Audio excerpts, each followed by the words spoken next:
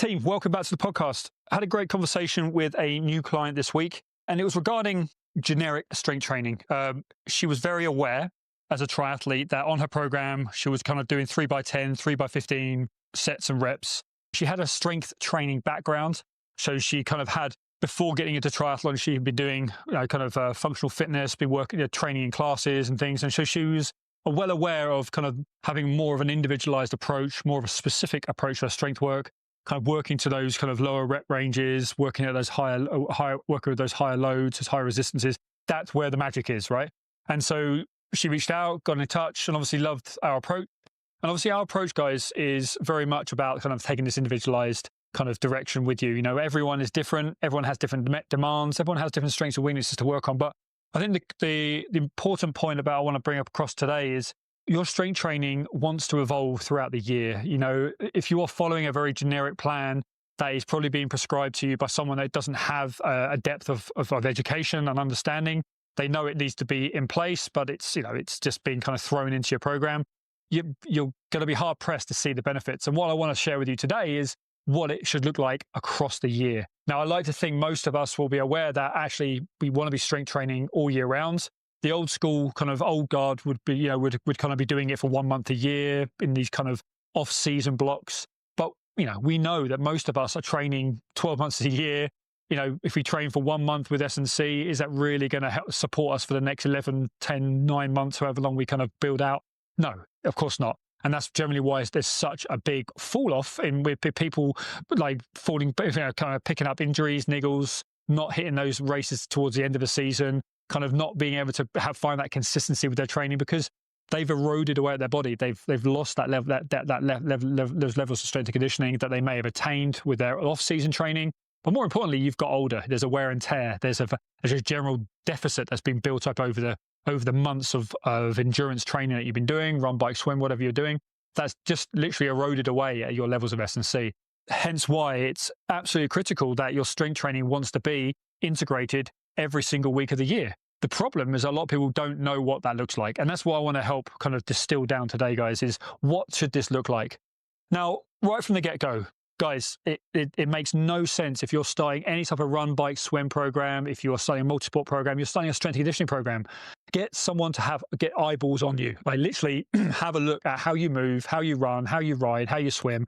Does it honestly, guys, does it make any sense that you're starting a high volume, high intensity program with a high expectations at the end of it? Like you want to achieve certain distance, certain time, you want to achieve a PB, but yet right at the beginning, you've had no accountability to like the technique, your range of motion. Like, do you have any obvious weaknesses that we need to be addressing from day one?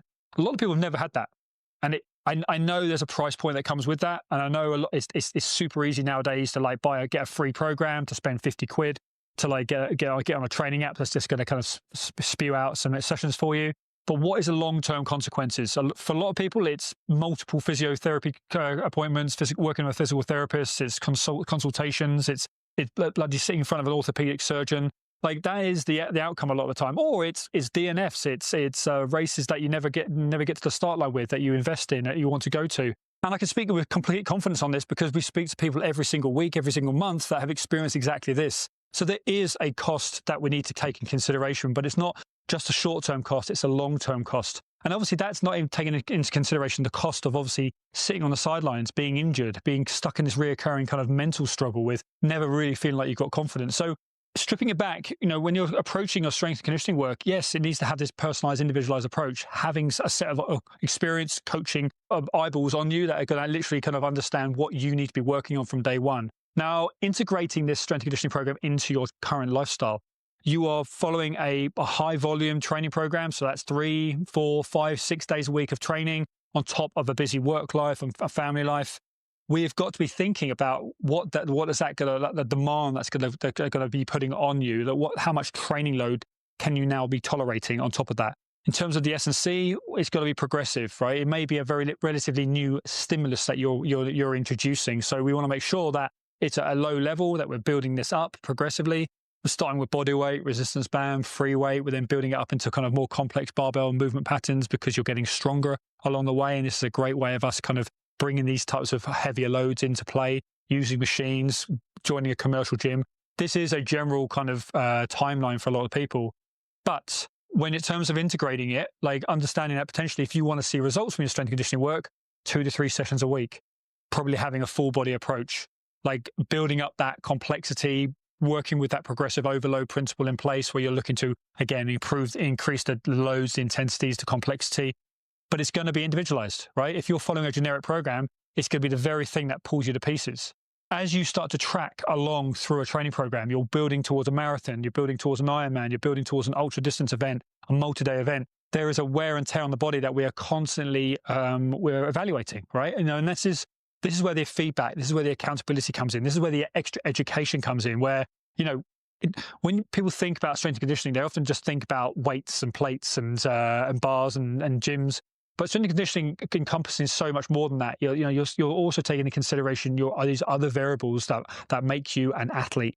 Understanding your fueling, your hydration, your recovery, even your psychology and your preparation, your planning. These are all areas that when you're working with a comprehensive strength and conditioning approach, these are going to be brought to the forefront. Ask anyone that works with us at SFE, and these are all constantly reviewed, constantly being questioned. Just in conversation back and forth, how are we feeling? What's our energy levels like? Do we have a regular menstrual cycle this month? Have you seen your period? How long was it? What's your recovery feeling like? Do you feel like your sleep is on point at the moment?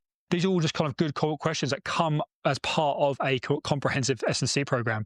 A lot of people have this very blinkered mindset when it comes, they think their strength program is doing some core or lying on the floor. They bolt on a few exercises at the end of their track session. Guys, it's the most dumbed down, layman's bastardized version of what an S&C program is. Like, an S&C is like, it's sports science. It's literally like, it's degree level kind of training we're talking about here. What you're talking about is instructor level, like YMCA kind of like just wham bam, thank you man, the fitness. If you are serious about changing your physiology, improving and finding longevity in your sport, there wants to be specificity. You want to be working to those variables. So your strength and conditioning, personalized, it's going to be integrated appropriately into your training week. So it's going to be the prescription of exercises, the amount of intensity you're working to is going to be in relation to what training you're currently doing. And it's going to then build appropriately alongside the expectations of your training program. If you've got races coming up, if you've got big weekends in the hills, you've got big rides coming up, your S&C wants to be tailored around that. Considerations around dropping, reducing training load, working to lower percentages of those working weights, reducing the complexity, not working on some of those obvious weaknesses the days before an event, because when you're placing that much emphasis on weak areas, we're going to create muscle soreness at times. We're going to create, there's a risk versus reward that we want to be balancing. What I'm saying here, guys, is that you want to be having an individualized approach all the way through your training year when it comes to your S&C. By doing this, you're going to leverage all the benefits. You've got to maximize the results from all of your training.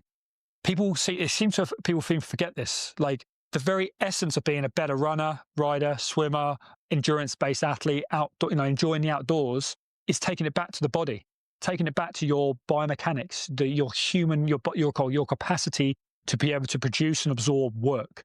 A lot of people out there are working with previous injuries, like they've gone through serious health conditions. They've coming into the sport later on in life, and so they don't have that depth of conditioning that they may have got from previous others playing other sports. Your strength and conditioning is absolutely one of the most fundamental parts to keeping you doing what you love. So as a runner, rider, swimmer, ride, you can do all of that 6 days a week, double days, no problem. But what are you doing it with? As we are working through the year, you want to be adjusting the volumes and intensities, the complexity of your S&C. This is what we do on a daily basis at SFE, constantly working with the people that we're working with, navigating around moving house, adjusting their training intensities around new jobs, having children, navigating health concerns, peaking, tapering in, tapering out of key events. This is the level of kind of consideration you want to be having with your S&C, because it just allows you to keep rolling. Ask any of our clients that haven't had injuries for 4 or 5 years, or they've had niggles that they've just literally drifted past and drifted through and just carried on training. We just adjusted their training load, worked on some key areas of weakness.